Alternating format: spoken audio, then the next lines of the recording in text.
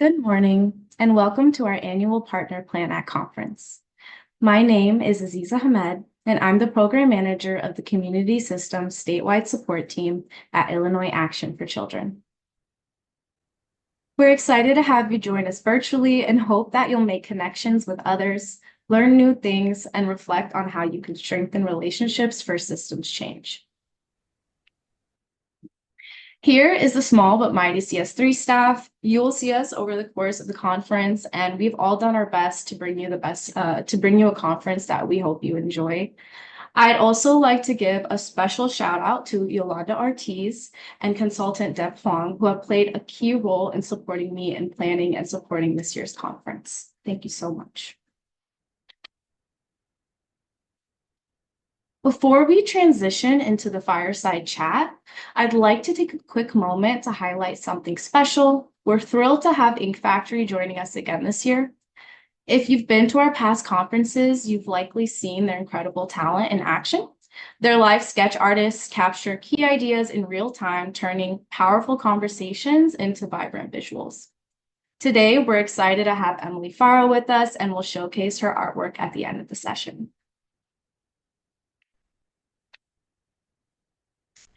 Now, let's welcome Christina Rogers, who will be moderating the next part of our session. Hi, everyone. My name is Christina Rogers. I'm the director of the Community Systems Statewide Supports Team, otherwise known as CS3. I am so excited to transition to the next portion of our session where we are going to welcome our keynote, Maya Schenwar, for an engaging fireside chat. And let's go ahead and welcome Maya to the stage. Maya Schenwar is the co-editor of We Grow the World Together, Parenting Toward Abolition, the co-author of Prison by Any Other Name, The Harmful Consequences of Popular Reforms, and the author of Locked Down, Locked Out. She is the director of the Truthout Center for Grassroots Journalism and the president of Truthout's board. Maya's work has been published in Truthout, the New York Times, The Guardian, The Nation, The Boston Review, In These Times, and many other publications. She has co-founded organizations including the Movement Media Alliance and the Chicago Community Bond Fund. Maya also organizes with Love and Protect, a collective that supports BIPOC criminalized survivors of violence, and with school-based groups supporting LGBTQ students. Maya lives in Chicago with her partner, child, and abolitionist cat. So thank you and welcome, Maya. I'm so excited to talk to you. Oh, yeah, me too. So thank you for being here. I thought we would just start off by hearing from you and how you found yourself having written this amazing book. Oh, thank you so much. Well, yeah, I'm Maya. I'm co-editor of We Grow the World Together, Parenting Toward Abolition. As Christina said, I've also written several other books about prison and policing, which was kind of how I came into this work. And I'm the parent of a child who just turned 8 years old 2 days ago. So that's where I'm coming from. I love the focus of this conference because it emphasizes that real equity and real justice necessitate a focus on community well-being and not just individual children. And I think we are seeing that so clearly in this moment in history. So how can we care for children if we're not also working to protect them and their families and caregivers from ICE raids? How can we care for children if we're not also acknowledging the impact of wars that the United States is waging on families and communities that they're part of? How can we care for children if we're not also attending to the impact of anti-trans attacks on trans children and families and whole communities? And how can we care for children if we're not also combating the forces of incarceration, policing, family policing that are tearing families apart and uprooting children and parents and caregivers every single day? And so the book that I co-edited with Kim Wilson, We Grow the World Together, is built around the reality that nurturing children is not just a personal thing or an individual thing. It can also be a radical political project. And that's both at home and also in external care and education settings, and also in advocacy settings in terms of abolishing the violent systems that harm children and harm families and prevent communities from living and flourishing. And we're in this moment right now where it's just ever clearer every day that these goals are intertwined. These goals of nurture and care, and the goal of pushing back against oppressive forces. And we have to do both. So the book, how did we come to it? Both Kim and I are caregivers, and then we're also directly impacted by the carceral system. So my sister was in and out of incarceration for most of her adult life, and both Kim's sons are incarcerated. So taking care of our loved ones during their incarceration is one of those types of care work that often just goes unrecognized, like completely. And it's also a powerful spark for organizing. So pursuing liberatory frameworks of caregiving is personal for us.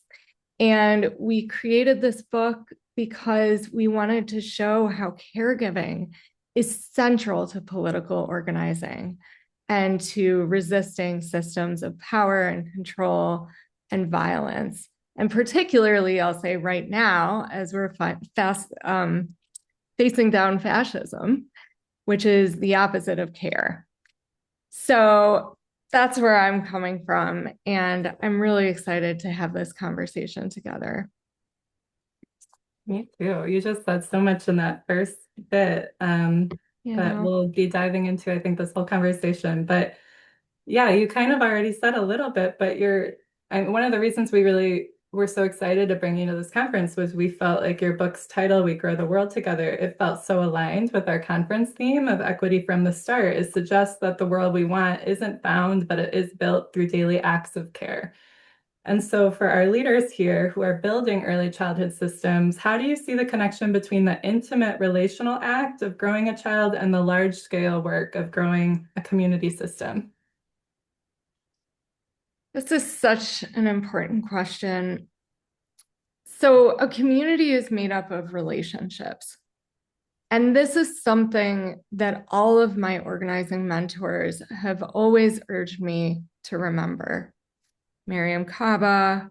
I also want to shout out Amisha Patel, who just died late last week, a dear friend and chosen family member, emphasized community is made up of relationships. And so growing new worlds is not an abstract concept or just a manifestation of a political vision. Growing a new world is about actual human beings and the connective tissue between them. So my introduction to prison abolition, for example, stemmed from the fact that my own sister was incarcerated. The pain of that injustice was what initially drew me to action. And in terms of the child growing and system growing connection, I want to think for a minute about how folks have been currently doing this system building across the United States on a grassroots level, apart from formal institutions, because I think it teaches us something about this relationship between growing a child and growing a community system. Mm-hmm. So I'm in Chicago. And over the past year, we witnessed these escalated ICE raids. And everyday people, including lots of parents and educators and caregivers, quickly built pretty complex networks of care. And that model spread. So across the country, wherever ICE hit, thousands of people were organized into signal threads and phone chains and neighborhood meetups and patrols to defend their communities against abductions and state violence. So there are the Know Your Rights trainings, the flyering, creation of safe carpools and sanctuary corridors for kids going to school, and just a flurry of people checking in on their neighbors and directly intervening to protect them from ICE. And that is care work organized into a complex system of broad-based support. It's not top-down, but it stems from relationships and from trust and from people-to-people connections that have been nurtured over time, including relationships with children. So sometimes the media will portray these movements as kind of emerging all of a sudden, like the mobilization against ICE came out of nowhere. And of course, there were existing community groups supporting these efforts. That's one thing to remember. But even more, there were relationships. There was that connective tissue that we nurture out of the spotlight, including in our own homes with children. So our care for our own children, in the broad sense of that, not only biological and all kinds of care relationships, that care can broaden our imagination of what empathy can do and what action we're willing to take and what kinds of transformation we are motivated to work toward. I want to mention another example. So over the past year, we've been seeing escalating attacks on trans people and particularly trans children.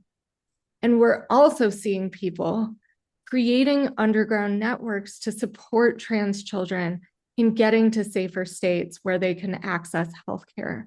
We're seeing people figure out ways to provide healthcare even when medical systems acquiesce to authoritarian forces.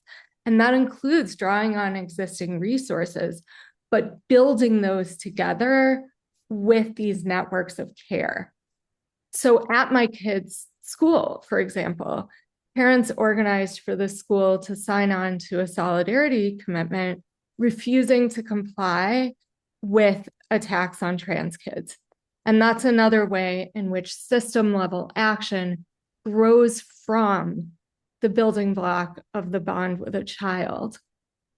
So in our book, Dorothy Roberts, the amazing scholar and organizer, wrote an essay in which she talks about the resistance of Black mothers whose kids were taken away through family policing or foster care. And she talks about how those mothers have drawn on their experience with that to fight back against the whole system. And Dorothy calls this the radical resistance of care. And similarly, Ruthie Wilson Gilmore, longtime abolitionist leader and author and scholar, writes in the book about a group in Los Angeles called Mothers Reclaiming Our Children. She tells the whole story. And this group was a response among mothers in California to the system locking up their sons. And Mothers Reclaiming Our Children turned into an organized group that became broadly political: education, advocacy, resistance. So I think these are examples to draw in how love fuels resistance, daily acts of care fuel resistance.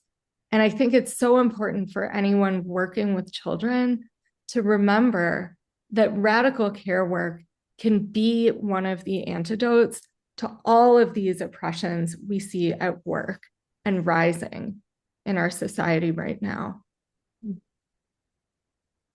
I love that. I'm just writing a lot of notes. I think about, you've kind of mentioned like the importance of naming, of like saying things out loud, and the invisibility of some of this care work. And like I'm thinking about children and the urgency of like the 0 to 5, and how that also like really sparks urgency with organizing. Like we need to do this stuff faster. These kids are growing up. The folks are dealing with the harms every day. And I want to just echo Amisha Patel. She, that essay she wrote was one of the most moving things. And maybe someone can find it and share it in the chat, but she wrote about how going through chemo and dealing with cancer really helped her with her dealing with fascism. And it just, yeah. Yes, absolutely. And the pain of injustice and how that it is like a real harm that we're witnessing and dealing with and living through. So a key idea in your work is parenting toward abolition. For some in early childhood, abolition might feel distant from their work and home visiting or preschool access or coordinated intake. In the context of early childhood and early childhood systems, what does it look like to parent toward abolition or to build community care systems toward abolition? Yeah, absolutely. So I'll just talk a bit about what abolition is, and then I can move into that. Abolition is kind of a multifaceted thing. So it's the simultaneous dismantling of oppressive systems while also actively imagining, building, and growing the liberatory society that we want to live in. And particularly, abolition grew out of movements to end incarceration and policing, to end practices of caging human beings and surveilling them and controlling them. And these are also inherently racial justice movements, considering the fact that these systems emerged from a foundation of white supremacy, which is still driving them. And of course, it's also overwhelmingly Black and Brown people who are targeted and policed and caged.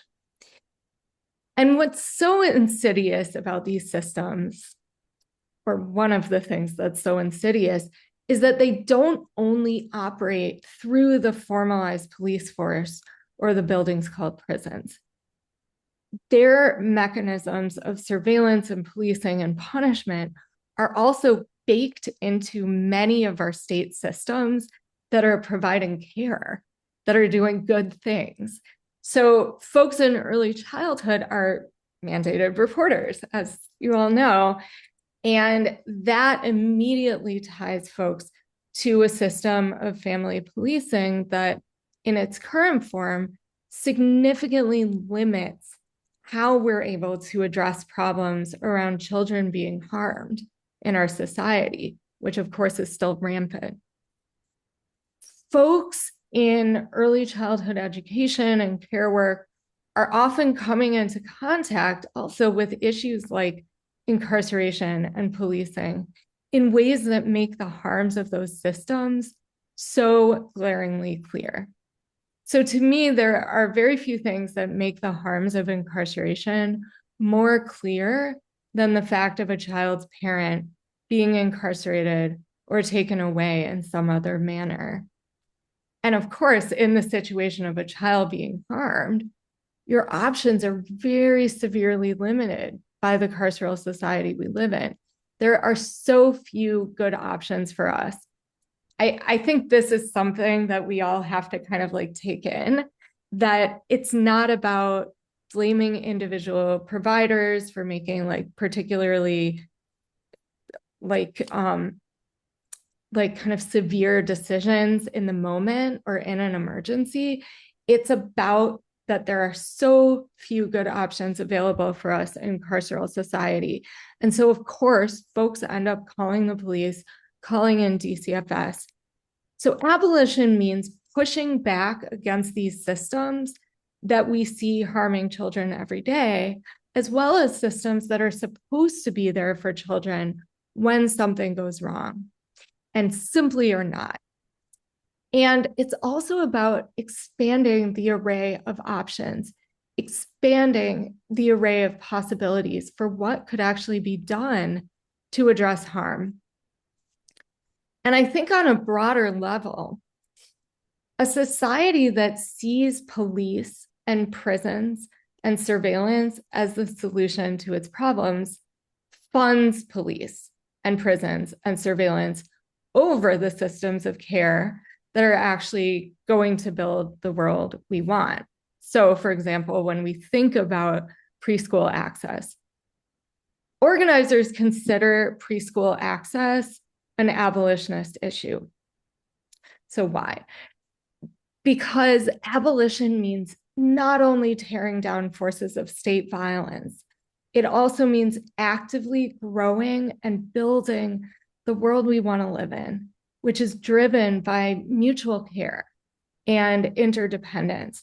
And that is a world in which everyone has access to food and housing and clean air and water and leisure time, and also access to well-resourced early childhood education, which of course there would be more funding for if there weren't this overwhelming funding of police and prisons.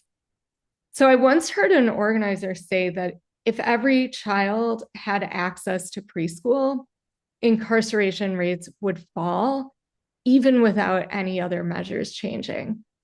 And of course, we want all the measures to change. I'm very much in the Ruthie Wilson Gilmore School of Abolition, and she says, abolition requires that we change one thing, which is everything. But I think that statement about preschool access is an important seed to plant because it reminds us that this work is intimately tied together. And abolition is a framework that insists that we don't have to live this way, that we can create a world where state violence is obsolete and care is the guiding principle. So we shouldn't have to have daycare centers living under fear of being raided by ICE. We want a world where that's unthinkable. No child should be attending preschool under the weight and trauma of a parent's unjust incarceration. We want a world where that's unthinkable. So I think this question of building a community care system toward abolition requires us to reflect on two quick things.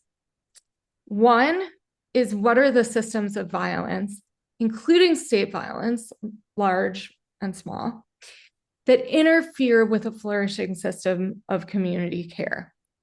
And how can we work to eradicate those violences? So they might not be violence at gunpoint, they might be bureaucratic violence, the violence of denial of care, economic violence. But we need to go deep thinking about that question, ask ourselves, what are these systems of violence and how can we work to eradicate them? And then think about action.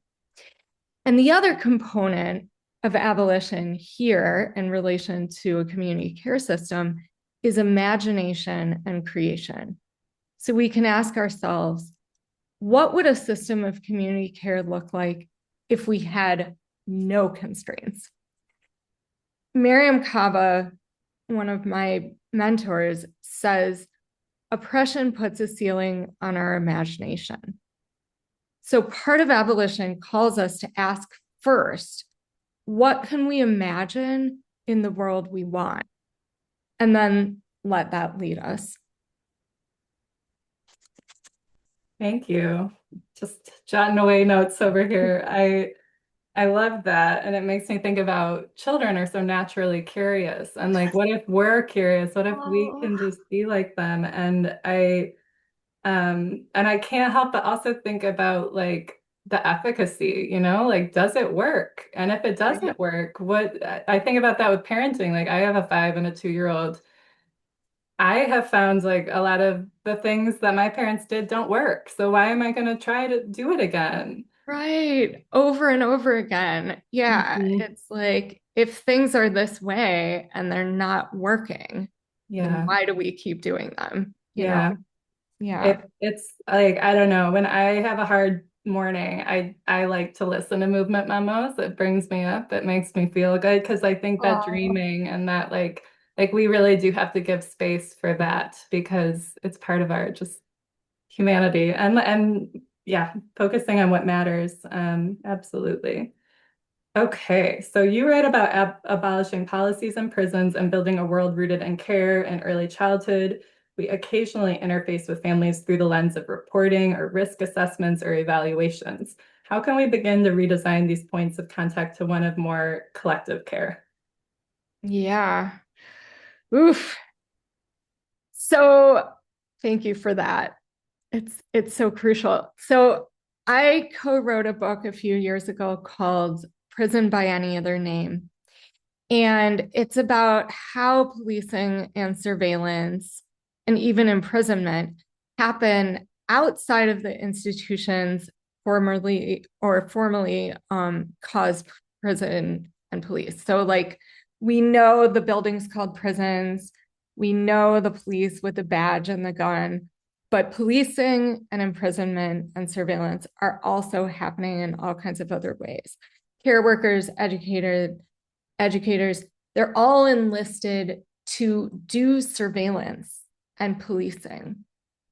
And it's not that anyone gets into these fields wanting to do that type of thing, but it's baked in through those mechanisms that we were talking about, mandated reporting, risk assessment, that are bound up with the state beyond our control. And I think one thing to recognize is that while we want our work to be generative and focused on care and creation, the fact that these systems of control are embedded in so much state-connected care work means that part of our mandate is to push back. So that means, first of all, advocating against the injustices that are making it difficult for you to do your job in a way that's rooted in care as opposed to surveillance. And in this realm, I'm very inspired by the work of family-led and care worker-led movements to end family policing and create systems that actually protect and nurture children in its stead. And these are groups like Movement for Family Power, the Upend Movement, JMAC for Families, the Parent Legislative Action Network. There's so many. Give Us Back Our Children, Black on Both Sides. So I'm going to put a map in the chat from Movement for Family Power that points to some of these groups. Let me see, everyone. Yeah, so there's a map. And these groups are advocating against the family policing and family separation systems. And they also advocate for money and resources to support families. The slogan of Give Us Back Our Children is take away our poverty, not our children. So it's that both thing, like you have to do both. There are ways to plug into these existing efforts to challenge systems of surveillance and policing that are embedded in care work.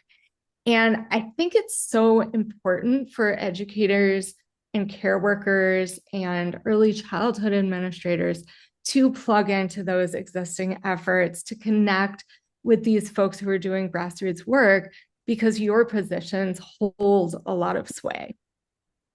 I also want to mention that this shift includes pushing back on the incarceration of parents and recognizing its impact on children's lives.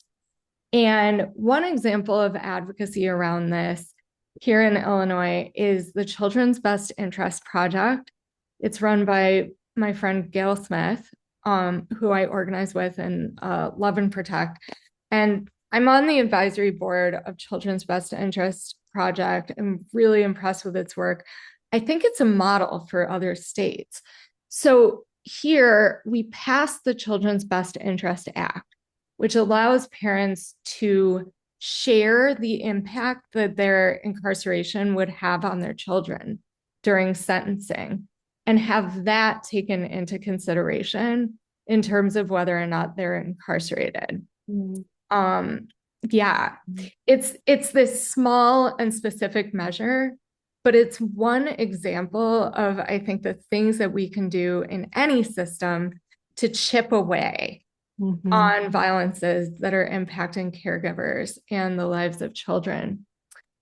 And for folks working in early childhood systems, even as you're advocating against these big structures and fighting to change them, you can also think about small scale alternatives that you can build right now.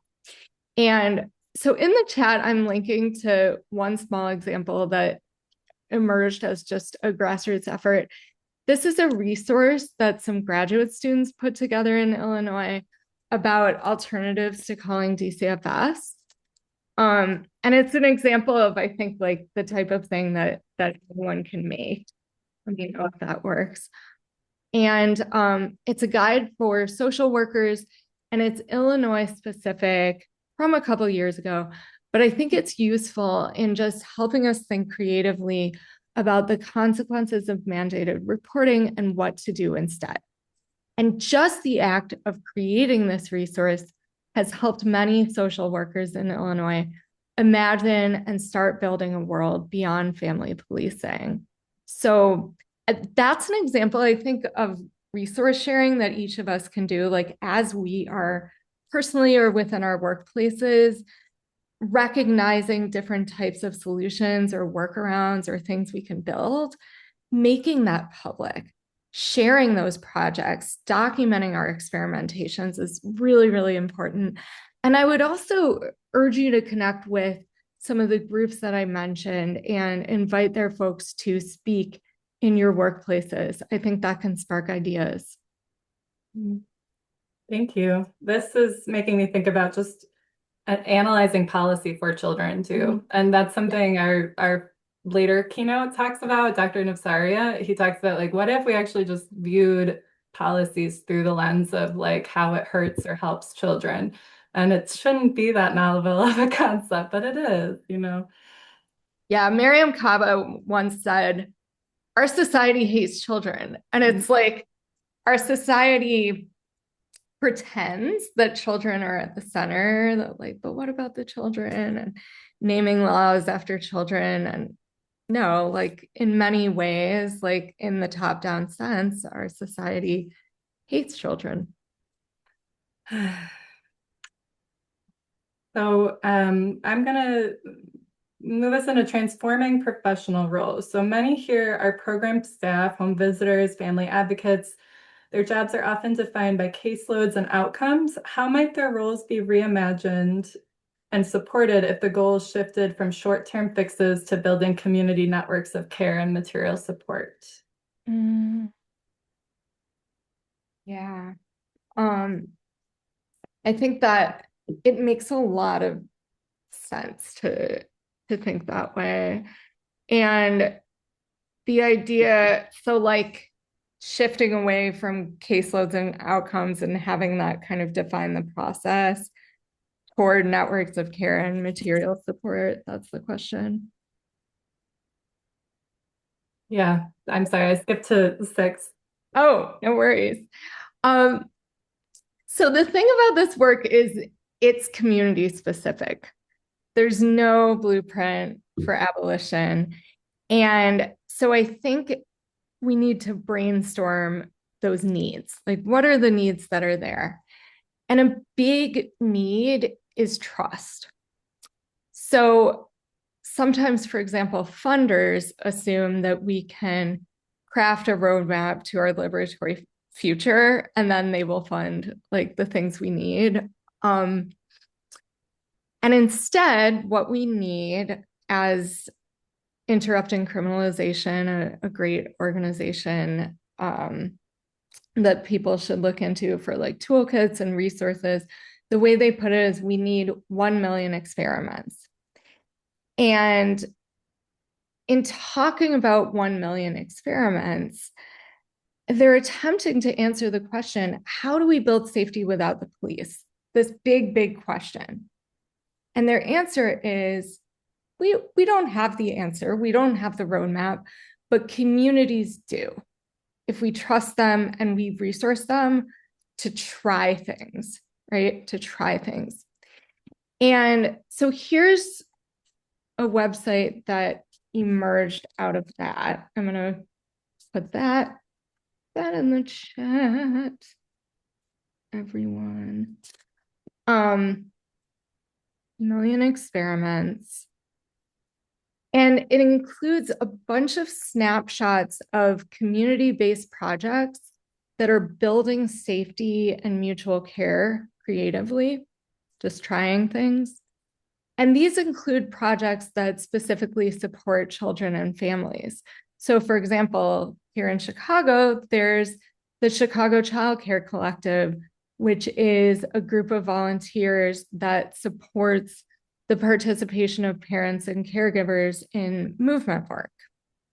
There is Detroit Heals Detroit, which empowers youth with healing justice tools to build power for themselves. There is Queenie's Crew, and Queenie's Crew, I believe, sunset, but it's a great example. It engaged children and families in learning about building communities of care and then kind of giving them practical resources to build their own and kind of move through it with a cohort. And there's so many more examples. So I think our question is, what are the resources that can support 1 million experiments?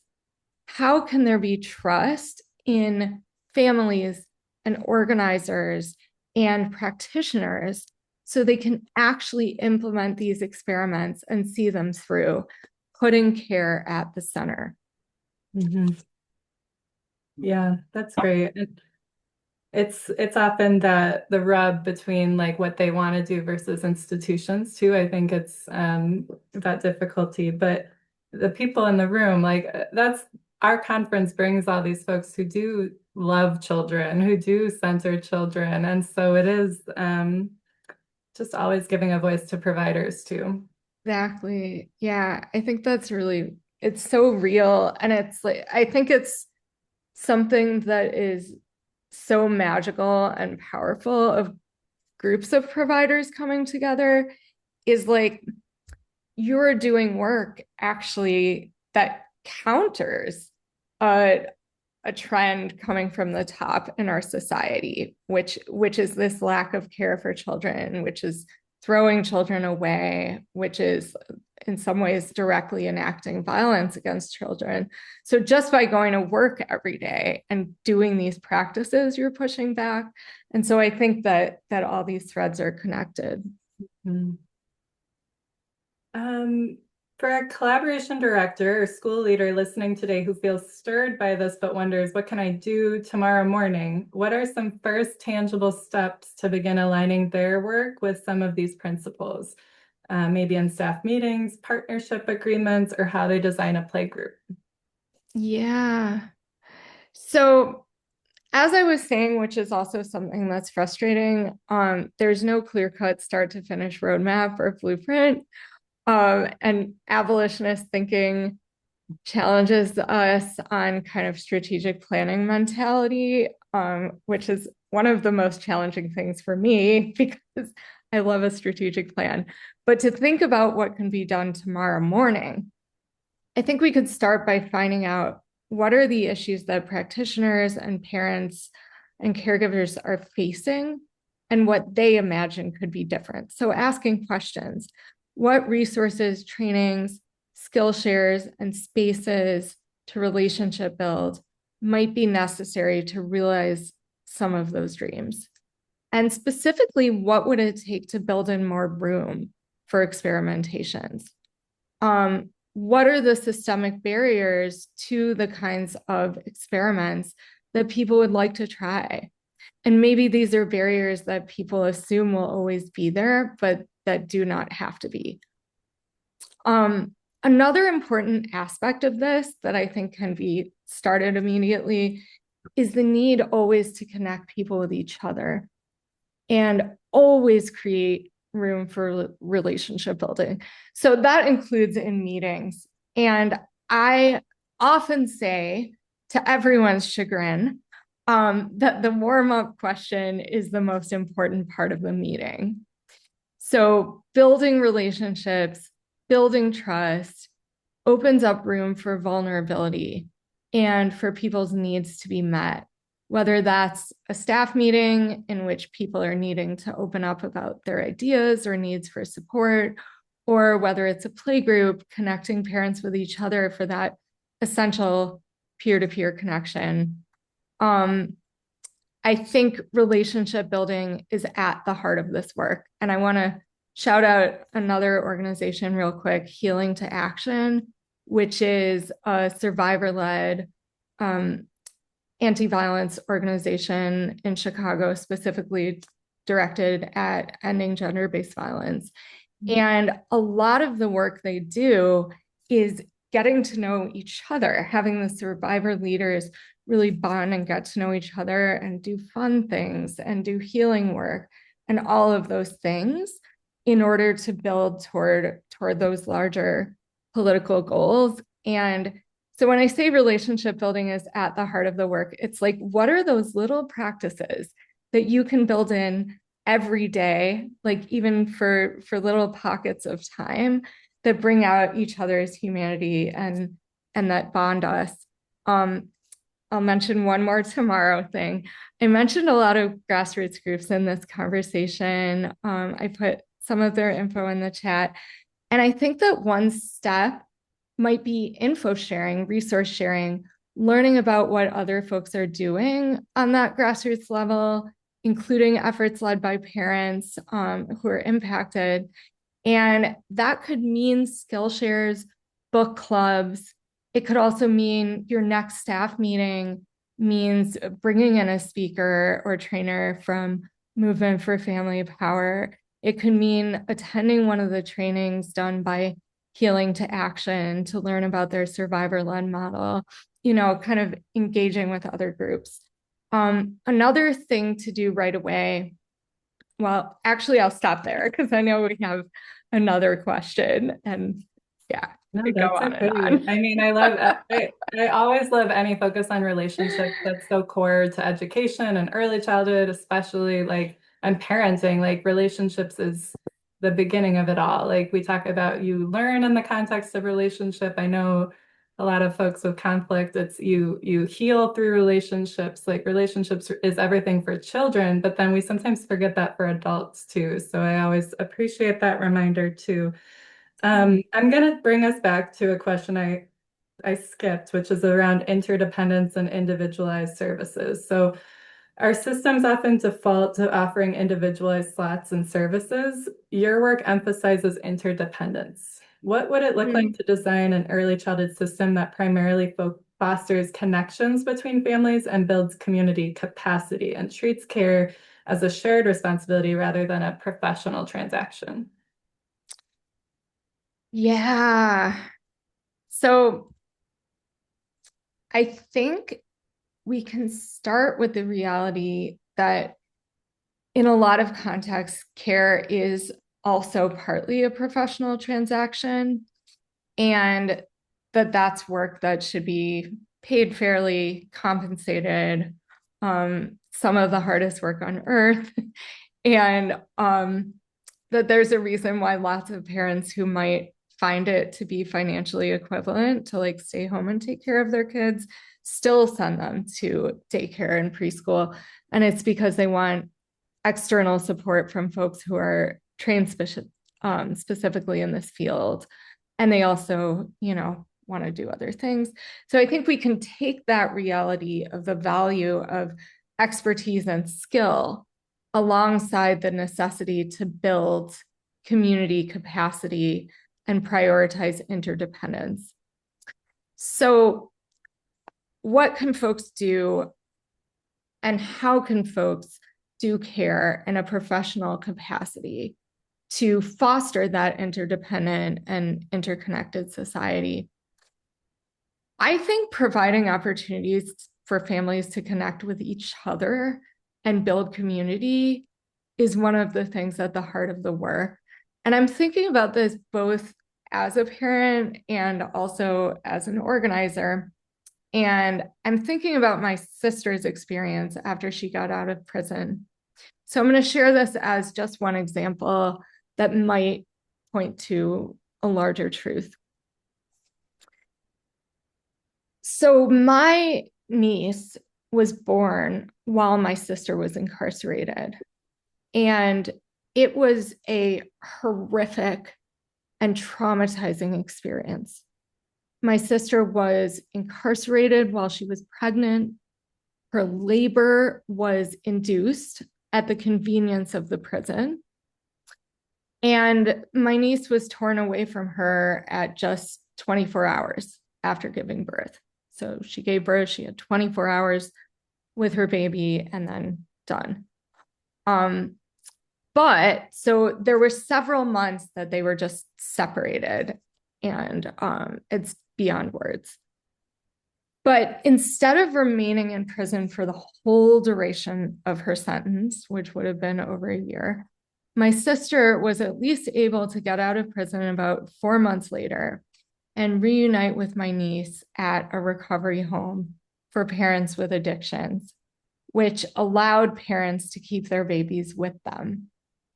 And obviously, there were many complications and issues with this inpatient program, but the saving grace of this program, other than the fact of being able to be with the baby instead of in prison, and also I think having skilled staff there that really cared, was the deep and unshakable relationships that my sister developed with other parents. She was living not just like next door to other moms, but she was living alongside other moms, and they were raising their babies in community. It's something that a lot of us kind of talk about, like, oh, you need to raise children in community. But my sister practiced it, and they grew to love each other's babies, to comfort each other's babies while they were crying, know how to feed them, like know their different ways of being. They watched each other's babies when someone had to, go to the bathroom, get some air. And several months later, when my sister and niece moved out of the recovery home, who did my sister call when things were hard or when she needed help or when things were feeling desperate? It wasn't the administrators or support workers or nurses at the recovery home, even though she really liked most of them. It was the other parents. And these were parents who had come to love and care for her baby and whose baby she loved and cared for. And also, I will say, parents who had no mandate to call DCFS, and she knew she could trust them. And that community is what got her through. So supporting people and creating containers in which they can build relationships that will then become vibrant, strong, have a life of their own, I think that's a core part of the work. So it feels important to reflect and think about how you can foster that. And I think about how this mutual care and mutual support model is reflected in recovery communities like A New Way of Life, which was founded by Susan Burton, who's a formerly incarcerated mother herself. And in these communities, they're imagining how providing a combination of resources and community building can function as an alternative to top-down or mandated service provision.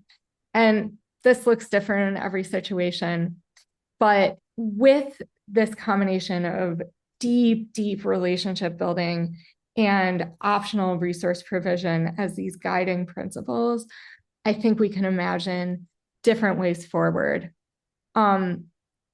And I think about, I'll come back to healing to action, which I mentioned.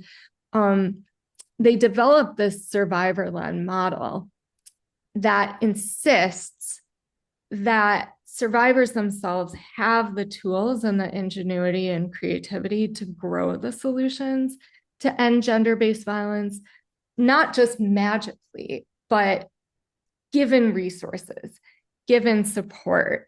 And they developed this three-pronged model that includes providing resources, workshops, developing survivor leadership, and then engaging in grassroots initiatives to build community power, and then increasing capacity for movements that include frontline workers and organizers. I can't remember if I put them in the chat, so I'll do that right now. But I think it's one of those things where also building leadership is a really critical thing to do, that it's not just this kind of separate, professionalized, okay, only certain people can do this. It's about how do you actually foster leadership? And how do you foster that peer-to-peer support in ways that are themselves supported, that are themselves resourced? You can't necessarily offer people a container for relationship building without the accompanying resources that they can draw on. Yeah.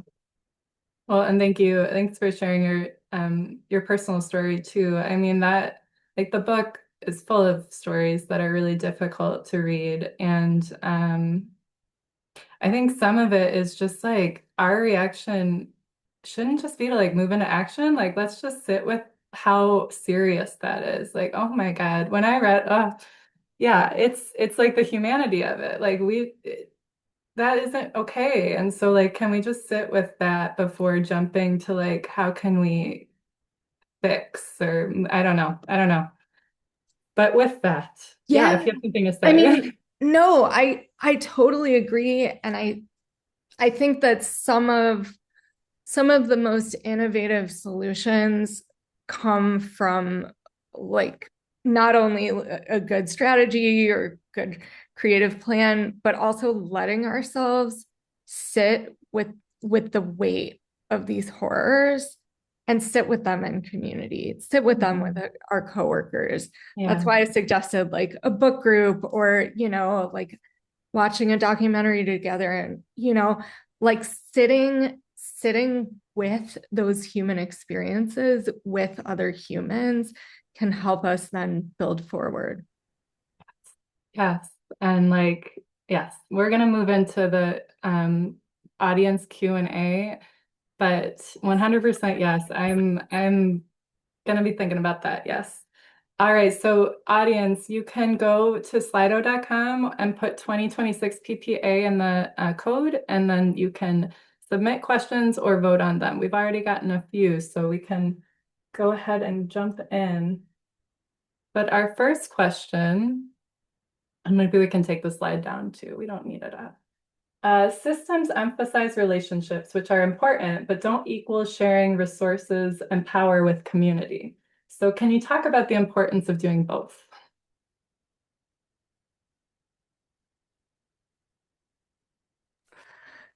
Sorry, I was muted. Yeah. So the importance of both relationship building and resource sharing. Oh, here. Good. It's in the chat. Yeah. I think that in terms of resources and power, I want to come back to Amisha Patel, who I mentioned earlier on, who was an amazing organizer here in Chicago, who died Friday. Speaking of community, she did this amazing thing where she invited a number of us to be with her when she died. It was her last act of community organizing and power. And she was always calling us to do both, to build relationships, but to build relationships in service of building power and taking back resources. So she led a group for 15 years called Grassroots Collaborative. I would encourage people to look at it. And a big part of her organizing strategy was deep relationship building, not only between individuals, but between organizations, doing the org level coalition building work. And through knitting together all those ties, taking back our power and taking back our money. So challenging our tax structure, challenging how resources are allocated on the city and state level, challenging why would the Board of Trade get all this money to rehab its bathrooms while our schools are being closed? and obviously I think the movement of 2020, where it was like defund the police and fund education and healthcare, that shift. And I think we make those demands, and Grassroots Collaborative won so much stuff. Like, I just want to say it. Like, we say all the time in organizing, well, like, it's not about winning, it's about like, we keep going. But they won a ton. And they won because they did those two things simultaneously. And they used the relationships between people, between organizations, and between different communities and different parts of the city to call for massive resource shifts and also take back power in, I think, practical ways that, like, who's getting elected, like, what are the independent political organizations that actually have an influence? Like, can they be progressive ones? Like, what can we build to actually live our integrity and our values, and take back money and resources? And Grassroots Collaborative organized to take back hundreds of millions of dollars from corporations and put them toward the people and toward particularly schools, mental health clinics, all of those things. Yeah. So lifting up that example, that I think it's, I mean, we don't, like, relationship building is important no matter what, but it's also, like, I think, about building power, and I think about, actually two of my organizing mentors have said to me, I think about power every day. I wake up and I think about building power. Amisha, the only time she got Wordle correct on the first try was when the word was power, and so I really love this question because I feel like it is, like, we could have our book group and then not do anything afterwards, right? So how do we build? I think is always the question to have in the back of our heads. That's such a cute story about Wordle with that. That's amazing. I love it. All right, we have another question. Many of our children today are active agents in their lives and representatives for their families. How can we as early childhood education professionals authentically involve them? Yeah, I think it's such a good question. I think it speaks to, like, this broader question of, like, what would it mean for children to actually have power, not to just, like, make all the decisions in our society, because we know some interesting things would happen, but to have a voice. And I will say that one of the things that I see happening that's shifting at my kids' school right now that I think is really transformative is that student voice is being incorporated at every level of decision making. I've never seen it happen before. So, like, very often there's, like, a cordoned off, like, okay, there's this one student rep who comes in and says something, has no influence. Now there's, like, a student voice committee, a student on the local school council, a student council, like, representative meeting regularly with the principal. And I'll say, like, a thing that, like, a concrete thing that changed as a result of this just from a couple of weeks ago. So I'm part of an LGBTQ parent group at the school, and we were advocating for the change that one of the all gender bathrooms had been taken away in the school. And so we had been for months, like, what do we do about this? Trying to meet with the principal. Long story short, we got a new principal who put these different things in place where it was like listening to students was kind of the front line strategy. And we went into the meeting with the principal and we gave our little presentation. This is why this is essential. And he waited for us to finish, and he said, "Oh yeah, I'm already giving back the all gender bathroom." And we were like patting ourselves on the back. We were really like, wow, we convinced him. And he said, "No, it's because I met with some students this morning, and they told me how much it was hurting us, and so I made the switch." And this isn't a radical practice, and yet it is, that we often give students or children a kind of ceremonial platform to talk, or like a performative place, I guess I would say. And I think we can all ask ourselves, like, what would it mean to actually take in what they're saying, to listen, to actively listen, and then have them play a role in implementation. I think the implementation part is a really exciting challenge for us and an opportunity. Yeah, that's a great example. There's some similar really neat work happening in Oak Park with students feeding students, and it was entirely student led. I'm just like, they're building cabinets, they're getting snacks, they're getting yeah, the kids are doing incredible things when we give the conditions for it, right? So like the fact that that principal even like empowered, that's incredible. So yeah, thank you. Well, I'm going to ask one final question and then we're going to wrap up. And this is actually one question that we had that I skipped. So sustaining the work and ourselves. This work is long-term and it can be draining. The book speaks to caregiving as a source of liberation, not just burnout. How can we as individuals and as a field practice collective care for caregivers and system builders so that our movements and our collaborations are sustainable, joyful, and resilient? Yeah. So people talk a lot about joy, but they don't necessarily create practices of collectively doing it. And I recognize this was true for me, that I was doing that. And so after the 2024 election, when we were all just like scared, sad, that impulse to self-isolate just like really kicked in.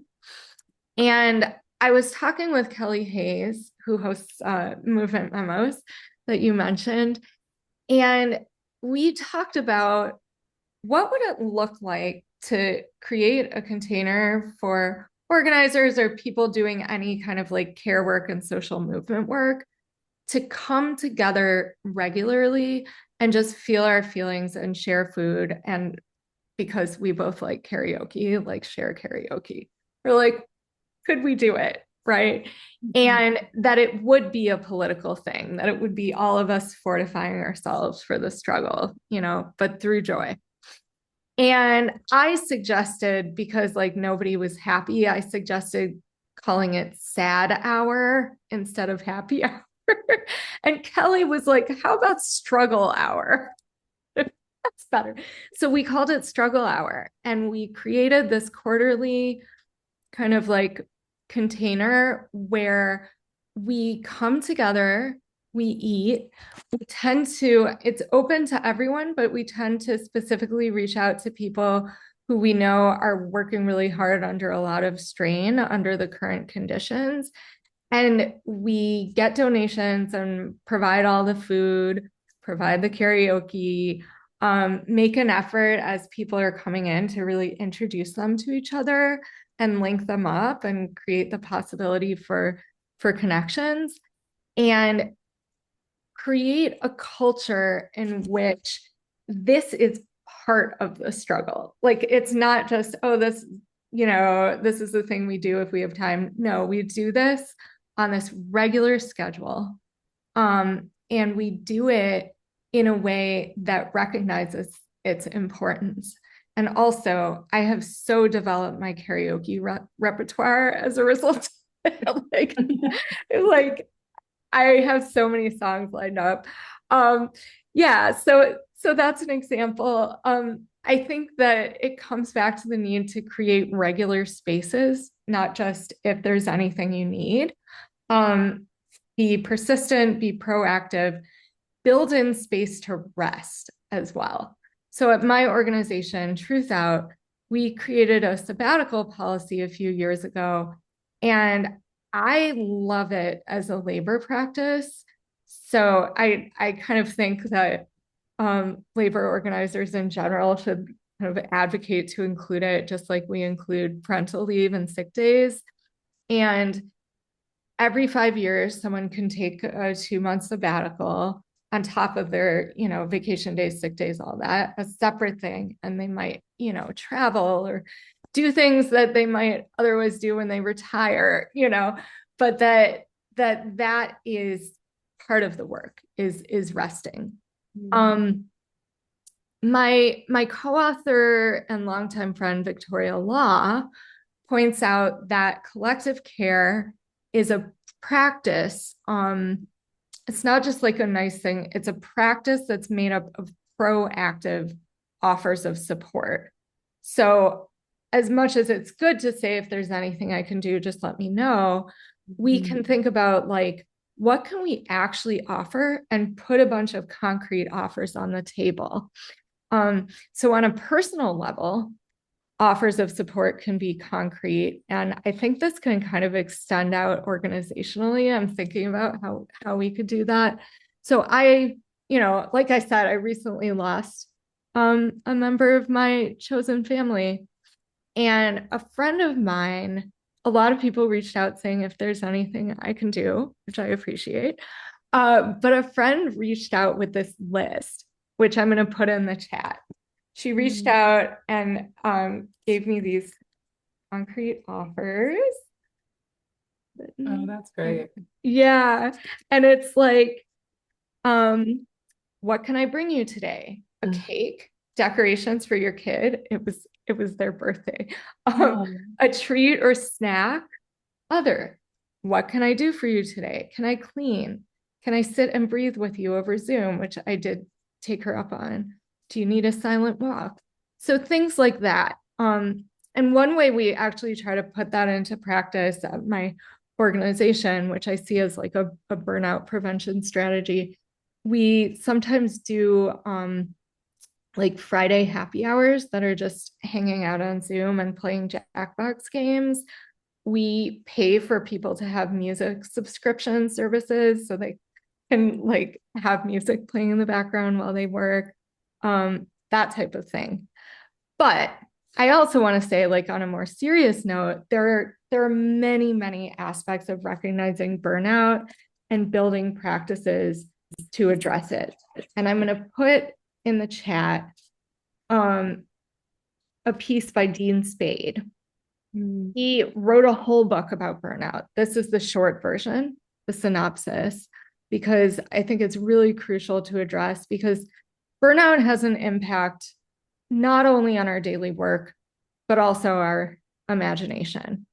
And so we all have to be thinking about how we're working to shatter that ceiling that, like Miriam Cava says, oppression puts a ceiling on our imagination.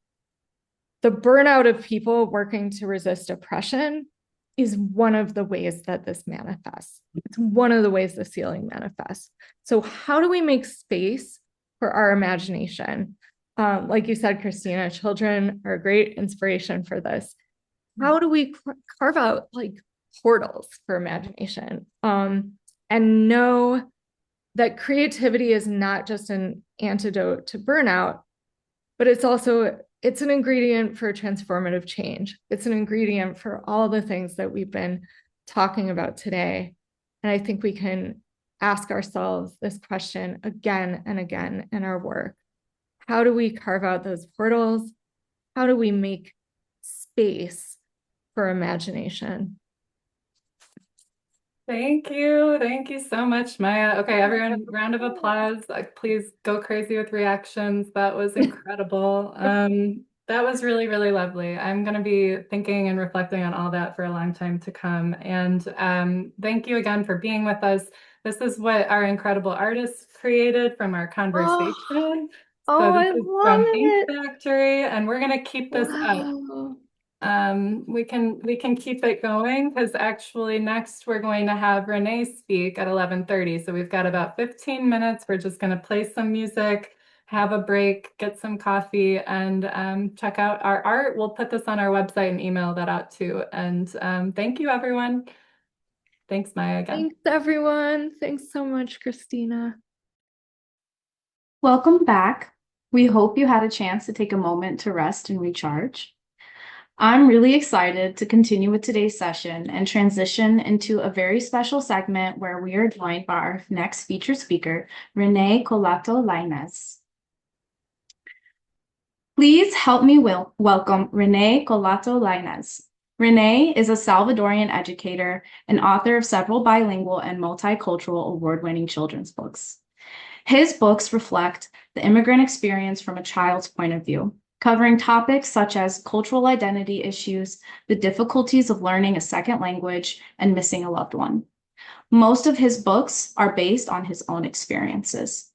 He has a master's degree from Vermont College of Fine Arts in writing for children and young adults. René was a former elementary teacher at Fernangeles Elementary School, Los Angeles Unified School District.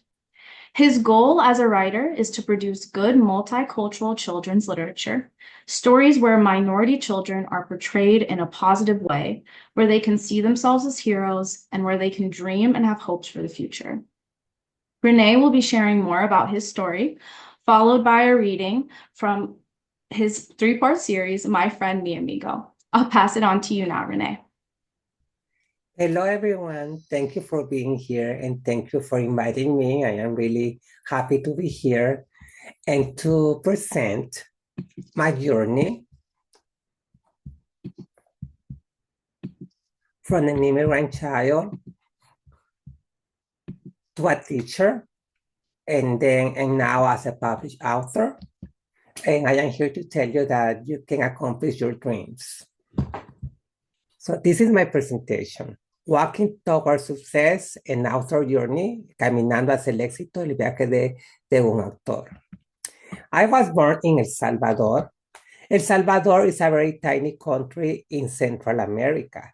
Actually, El Salvador is the smallest country of the Spanish-speaking countries in the Americas. We are so little that we say in El Salvador that we have a big heart. And in El Salvador, we have a nickname for El Salvador.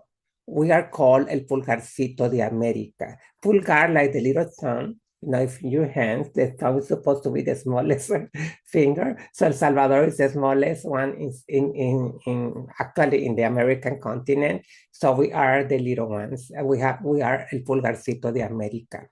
So this is El Salvador, a little bigger. We are next to Guatemala, Honduras, and Nicaragua. Those are our countries, neighbors. And we have the Pacific Ocean. And we say that in El Salvador, the water is always warm and nice. So you can go to El Salvador at any time of the year, and you can go to the beach, La Playa, and the water is always warm. This is me as a baby in El Salvador. And you can say that hospital is the same word in English and Spanish. I always say that to children, like some words are the same in both languages. When I was small, I discovered the word escritor, which means writer, because Jorge Buenaventura Lainez, he was my mother's uncle, and he was an author. So Tío Jorge, I would call him, he wrote many books of poetry. And when I was in 2nd grade, I discovered a poem, one of his poems in my reading book. And I was so happy to see his name at the bottom, Jorge V. Laínez, Salvadorian, Salvadoreño. And then I really discovered that Tío Jorge was famous. And I asked him, Tío Jorge, you're famous. I found one of your poems in my reading book. Can I write a book one day? And he said, René, you can write one and many other books. So this is me when I was in 1st grade, and I have 3 dreams. My first dream was to become a student, was to be a good student, because my main goal was to become a teacher, and maybe one day to write a book, just like Tío Jorge. And I was a good reader and I loved to read when I was a small child. These are magazines, what is now called like little graphic novels. Many of them came directly from Mexico to El Salvador. We call them their paquines. And I love reading these books. And these were weekly. So every week there was a new book or a new magazine about these characters. So I love reading El Chavo del Ocho, Topollillo, Mafalda, El Chapulín Colorado. And actually, these were characters from famous TV shows like El Chavo del Ocho and El Chapulín Colorado from Mexico, Topollillo and Mafalda from Argentina. And I was happy to watch the shows and also to read their books. When I was 10 years old in 1980, so there was a big revolution in El Salvador. Actually, it started a little early in the 70s, and many people were traveling and they were immigrated to other countries, not because they wanted, but because it was a necessity. So in my neighborhood in El Salvador, there were always people telling, oh, I'm leaving to the United States. Actually, we call it there El Norte. So El Norte, when I hear El Norte, when I was a child, I actually say, oh, yeah, that's the United States, because that's the way we said it. And many people were leaving, especially in El Salvador after the 1980s, where the big revolution, the Civil War actually started. And my mom told me one morning that she has to come to the United States because our house in El Salvador got burned in a fire. The factory where she worked was bombed that in one night. So she didn't have a job, didn't have a permanent house to live. So she had to come to the United States. And I was really sad leaving her. And I told her, Mama, don't go, stay here. And she told me that she needed to go because she was thinking about me and my brothers to have a better future. And probably in the United States, we will have a better future. So this is me.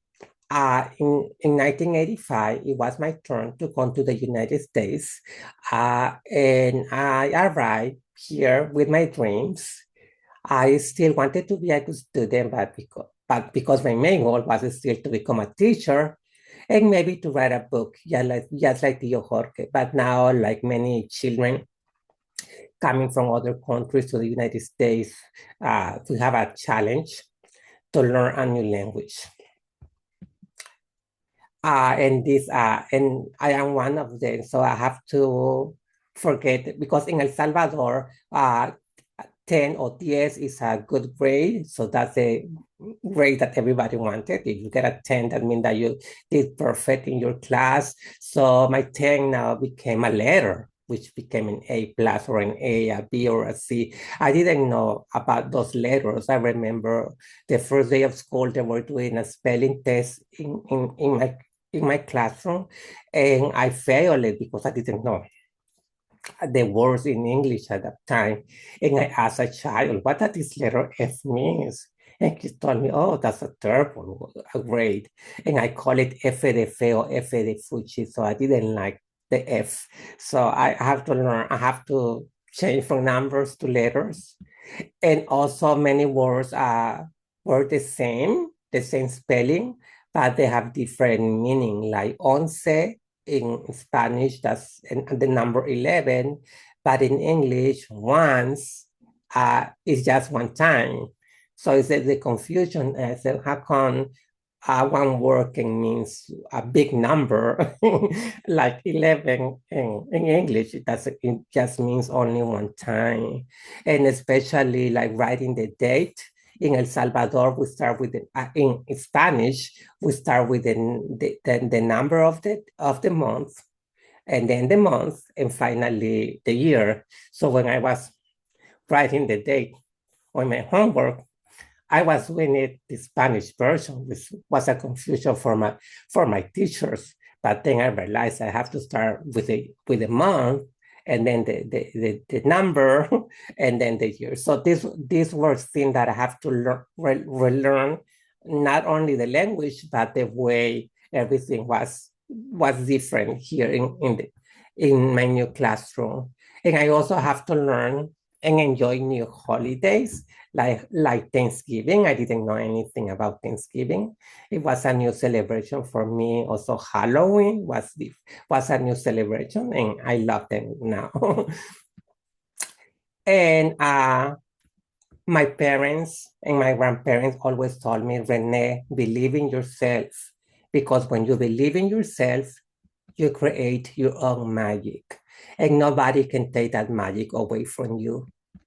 Do your best. Haz tu mejor trabajo. When you do your best, you become your own superhero, and nobody can stop you. And do not give up until you get your trophy. And then when I was in the classroom, I was worried. I had so many questions. I said to myself, this is so hard. It's a new language. Maybe I won't make it. And I was thinking about my dreams of, especially the first one, to be a good student. I felt that I was not a good student because everything was in English, but I believed in myself, and I said I wanted to be a teacher because that was my main goal, to be a teacher. So I worked hard, I tried my best, I didn't give up, I believed in myself, and finally I graduated from high school, and I was in the honor roll list, and because of that, I received a full scholarship to go to California State University at Northridge, and I was there for 4 years. I did my BA, my teaching credential, and finally I was so happy to become a teacher. And I was so happy. I say I accomplished my dream. I am a teacher now, and I was in the classroom working with students. My first year, my first class was a kindergarten, first grade class, K1. It was a combination, and I started working with the little ones, K1, K1-2. I did 4 years of multi-age classroom, which is K1 and 2. And I did kindergarten, first grade, second grade, third grade. And my finally 8 years were in TK, transitional kindergarten, which is like first school. And in the classroom, I discovered many wonderful books, especially bilingual books, because I was in a bilingual classroom, books written in English and Spanish. And I especially felt really emotional with those books that were telling my story, telling about children immigrating, children about learning new languages, experiences that my own students were having in the classroom, and also my own experiences in El Salvador and being here, like learning a new language. And then I say to myself, I have this big dream to become an author, to become a writer, and I can do this. I can start writing a children's book. And I have so many experiences that I can put on paper, and so other children can read, and parents and teachers. And so I started writing my own books for the classrooms, for my classroom. So these books are El Abecedario, is an ABC book, a book about three bunnies, a book about my own student and asking the teacher the big question, what do I do, teacher? ¿Qué hago, maestra? And I love writing this book, and my children and my students, they really love it. They said, write another book for me. And I presented this book to other teachers, and I could feel like they like it. And they inspire me, and they push me, and they told me, René, you can be an author. You can send these books. Other children, other families, they need to read, and they need to know. They learn from your experiences. So finally, I became the teacher full of stories, el maestro lleno de cuentos. And actually, I will tell you it's not a secret. It's a secret now, but people will know soon that this actually is my next picture book, The Teacher Full of Stories, El Maestro Lleno de Cuentos. And I am so happy about this book because it is me as a new teacher coming to a classroom with many stories to tell to my students and actually becoming an author. So this book is coming out in 2008, and I just received the good news last week. So now after doing this book for my classroom, now it was my time to submit my work for publication and to accomplish my dream. But I thought it's gonna be easy, but actually it wasn't easy. So I said I will submit my manuscript, I will have a book soon. And I was so happy, yes. But then I realized that it was not easy. I received many rejection letters. They said, no, thank you, keep trying. This is not for us. So I was sad. And then I realized, oh my goodness, I have to work. I have to work hard, but I have to accomplish my dream.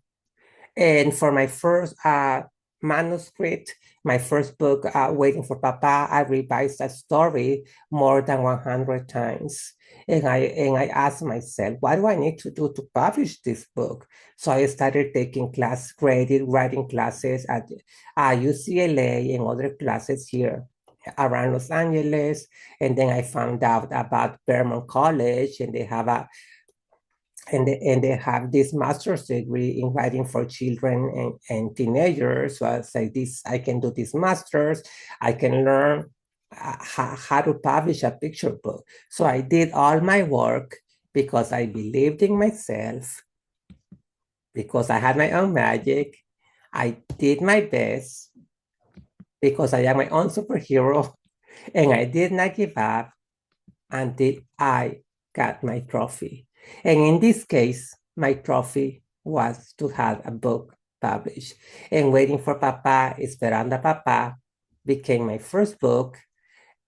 And I was so happy, but I didn't know that this was my first book, because when I was doing this submitting process to publishers, and when I realized it was so hard, I said to myself, if I publish just one book, I will be happy. And that's it.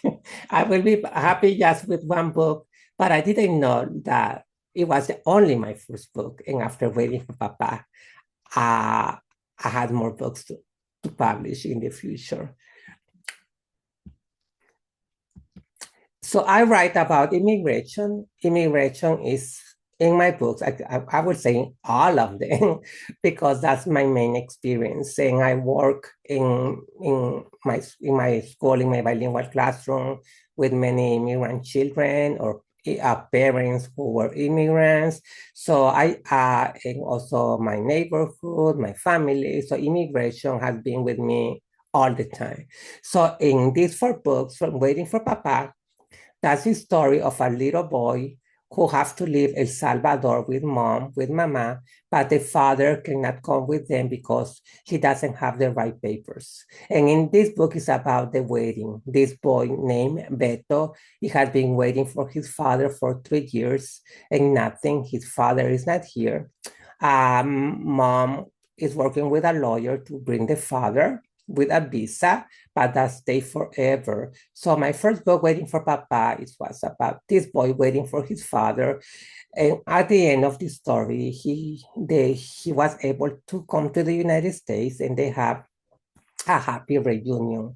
In My Shoes and I, Waiting for Papa, is actually my own journey coming from El Salvador.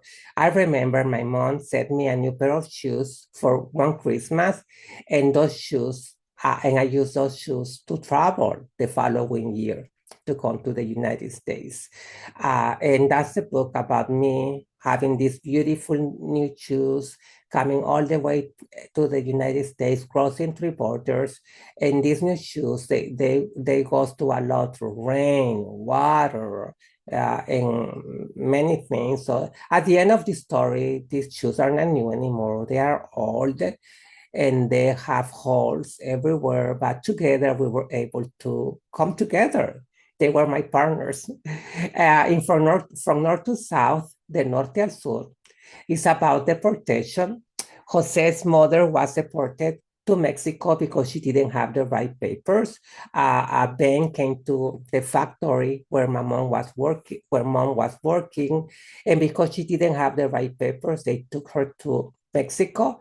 And this is the journey of this little boy crossing the border from the north to the south to visit mom in Tijuana. And the title of this book is From North to South, because as I said before, for us in El Salvador and in many countries in Latin America, when they hear North, they want to come to the United States. But in this case, Jose, he wants to go to the South, to Mexico, because mom is there. And this book is about those children that right now, this is happening a lot. Children who are separated from their parents because of immigrant issues, because they don't have the right papers. And I wrote this book, and this book was published in 2010. And unfortunately, right now, it's still happening. But this book gives hope for those children who are not with mom or dad, who are not together. And that was my main goal, to give hope that they're not together again, but they can be together in many other different places. And in the book, the monks say that they are like a little seed, una semillita, they're little, but with care, with water, that little seed will grow little by little, will sprout into a root, and probably one day into a big humongous tree. So it's about waiting. They are a little seed right now, but in the future, they want to be a big, wonderful tree. And maybe that will be the time that they will be able to be together. And in Mamá de Alien, Mamá la Extraterrestre, it is about the card, the immigration card, when people finally are ready and they receive their papers, they receive this card, and it said resident alien. When I became a resident, I received that card to resident alien. So in this story, when Sophia saw Mama's card and she read the word alien, she wonders if Mama is an alien from outer space. And I wrote this book. I remember when I wrote this book, I was teaching second grade, and the word alien is everywhere, like referring to immigrants. They call us illegal aliens, immigrant alien, resident alien, legal alien. So the word alien is always there. And my student asked me so many times, are we aliens? We are extraterrestres. And I said, no, we are just people coming from other countries. So that's why I decided to write this book, to tell my students that we are actually not aliens from outer space, that we come from other countries to live in the United States. And that is the story. At the end of the story, Sophia, the little girl, realized that mom is not an alien. And at the end of the book, in my author notes, I end the book that we are not aliens because we are all children of planet Earth. I also write about identity. In my book, I Am René the Boy, I write about my own experience coming from El Salvador with my name. In Latin America, René is a name only for boys. But when I came to the United States, I realized that René is also a girl's name. So in this story, I am in the classroom, and there is a new student, and the new student's name is René. So René the boy, in this case is me, he's confused. He said, how come my name is a girl's name? But at school, everybody laughed at him, like, say, oh, you have a girl's name. So, but I really love this book because I learned like that we can all share names. There are names that can be for boys and for girls, and we can come together, have fun, and enjoy, because sharing is caring. I discovered that René means reborn, and I use that word reborn because I was reborn in a new country. I was born in El Salvador, and then I was reborn in the United States where I learned a new language and a new culture and being bilingual. René has two last names. It's also from my own personal experience, like also coming from El Salvador. It wasn't that not only that I had a girl's name, René, but I also have two last names. And I remember the teacher say that that I could have only one last name. And that last name has to be my father's last name. So I became René Colato, not René Colato Laínez anymore. And in this book, it's about little René telling everyone, the teachers and students, that he has two last names and he has two pair of abuelitos, grandparents from the mother's side and the father's side, and he is unique because he has two last names. And if he had only one last name, he is just half a person, but he's not a half a person, he's a complete person, and that's why he needed to have his two last names. And in Do I Belong Here? Es este mi lugar? Is actually my experience coming to the United States, going to school for the first time. And it was hard for me that I didn't know the language, everything was new. So actually I love this book because it's me. So in all these three books, you can see me, René, having my own experiences as an immigrant child. I also write about living in two cultures, dos culturas, because being in a bilingual classroom, I wanted to tell my students that they can have two, and the two cultures they have actually the same value. Many of the students believe that speaking English is better, that being everything in English and doing only cultures in English is what they needed to do. But I told them, no, you can have fun in two languages. You can have fun in English, have fun in Spanish. You can celebrate Halloween, but you can also celebrate the Day of the Dead. You can celebrate Christmas, but you can also celebrate the wise men, the three kings. And so that was my main goal to write this book, having the two cultures together. In Playing Lotería, El Juego de la Lotería, is about this little boy. He doesn't speak a lot of Spanish, and in this time, he was sent to Mexico to visit her abuelita, her grandma, and together, this little boy learns Spanish by playing Lotería, which is a very famous, popular game in Mexico. It is like bingo, and this game is from Mexico, but it is also very popular through all Latin America. And I grew up in El Salvador playing Lotería. The Tooth Fairy, Miss Raton Perez, is about the Tooth Fairy, but in Latin America, we don't have a Tooth Fairy. We have a little mouse, and his name is Raton Perez. When I was little, I gave all my teeth to a Raton Perez. But when I came to the United States, I realized that here you have a tooth fairy. So I decided to write this story about what would happen if the tooth fairy meets a Ratoncito Perez for the first time. What would happen if a little boy speaks English and Spanish? Who will get the diente? Who will get the tooth fairy or a Raton Perez? And that's the story. This book is coming soon in a bilingual version. I think it's going to be 2028 or 2029 because it takes a lot of time to publish a book, but it's coming. It's coming in the future. In I don't know now if it will be two books, one book in English and one book in Spanish, or just one book in the two bilingual in the two languages.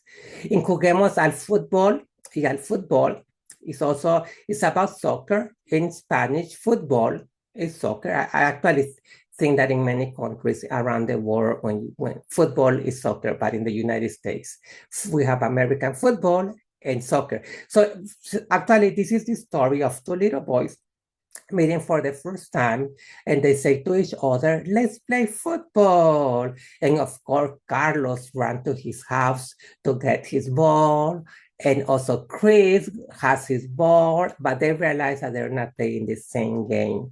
Carlos say, goal. I am ready to play football. And Chris say, touchdown. I am ready to play football. So this is the story of these little boys teaching each other how to play two different sports and having fun together. I am also writing biographies right now. That's one of my main goals, bringing those people who did so many things from their countries, especially for El Salvador, that many people, they don't know about it, to tell them this is our heroes, like in Telegramas al Cielo, Telegrams to God, Telegrams to Heaven, is about Monseñor Romero. He was a priest in El Salvador, and he was assassinated during the Civil War. I remember I was 10 years old when he was assassinated. I still was in El Salvador. But this is his biography when he was a little boy. It starts when he's working with mom and dad at their house, because the father was in charge of running the telegrams when he was a little boy, and he always saw that sending a telegram from one place to another, it was like a little prayer. So since he was a little boy, he started to send telegrams to heaven, which in this case were prayers. And the book ends when he finally becomes a priest, and he was so happy to accomplish his dream. And that's the end of the story. And with Holiday House, I'm writing about also about having two cultures. Senor Pancho Had a Rancho is about Old MacDonald and Senor Pancho. They live together. Their farms are next to each other, but there is a little problem. The animals in Old MacDonald, they speak English, and the animals in Senor Pancho, they speak Spanish. So you can see a rooster say, cock-a-doodle-doo, and a gallo say, kikiriki, and they cannot understand each other. Until finally, at the end, we have la vaca and the cow, and when they say moo, moo, moo, they realize that they are speaking the same language. And they had fun together, they dance together, and when all the other animals see these the cow and the vaca dancing and saying moo, moo, moo, moo, moo, moo, moo, moo, they say, oh, this is fun. And at the end of the story, they come together and dance together, even though they don't speak the same languages. And even at the end, Senor Pancho and Old MacDonald decided to come together to have fun too. So in Senor Pancho Had a Rancho, it's a sing-along book. It is hard to read it. Every time I read it, I need to sing it. Es cantado. And it's also in Spanish. El Señor Pancho tenía un rancho. And after that, I wrote Vamonos, Let's Go, which is my own version of the wheels on the bus go round and round. But in this time, these children, they go through the city and they see many cars, like the fire car, the ambulance, even the airplane at the end, and they are the sounds both in English and Spanish, which are not the same. Renee, sorry, I hate to cut in, but we already have so many great questions for you in the Q&A. Sure. So we were hoping to go ahead and transition because we are running a bit out of time. Perfect. So we want the Q&A, we want folks to be able to get their questions answered for you because we have some great ones. Yes. All right. But I'm going to go ahead and get started with our first question. So, Renee, how did your family react when you became a writer, especially your uncle, who was also a writer? Yeah, they were happy. Like I think by that time, Jorge already passed away, so he couldn't see that I became an author. But for my mom and my dad, they were happy for me. Like my mom and dad didn't have the opportunity to have an education, so they not even finished their elementary school in El Salvador. So when they saw me, like I was a good student, I graduated from high school, I went to college, I had my master's degree. It's amazing. I became an author. So for them, it was like I remember that when I was little, they told me that they didn't have the money, but they will work really hard for me to have an education. And that was my present for them. So they were really happy to see me become an actor. That is so powerful. Thank you for sharing that. In relation, have you had a chance to connect with young Latinx readers on your book and on your books, sorry, and if so, how? Yes, like in the classroom, like having visiting many different schools through the United States, but now I have the opportunity to go back to El Salvador every November. I am the founder of a festival in El Salvador, a children's book festival called Manjula. So every November I go to El Salvador, visit school, visit children, and giving the message of hope. They're like, I tell them I was born here, I live in the United States, you can accomplish your dream. And having this connection to the Salvadorian children is really powerful for me. It's something that I always look forward to go every November for Thanksgiving and to be there with students, with children, and giving just the hope. Also, I had been in Mexico reading my books to children in Mexico. I remember one time they invited me to go to Tijuana, and I was really excited to go there to read my books in Mexico. And and that is the most powerful thing of being a writer, to read to children and to and see their expressions and see that they are many times having the same problems that I relate in my books. Absolutely. And I think that also that experience of going back home is like such a fundamental experience for a lot of immigrant children and adults. So thank you for that. What advice would you give a young Latinx person who is beginning their journey in education? My main advice is to believe in themselves, to keep going. Sometimes it's hard. Like I remember, like when I became a teacher and being in the classroom, I have so many ideas. I will do this in the classroom, and this lesson will be perfect. And I arrived in the classroom, I didn't do like half of what I was planning to do. So I learned from my students. I think like all teachers have that experience.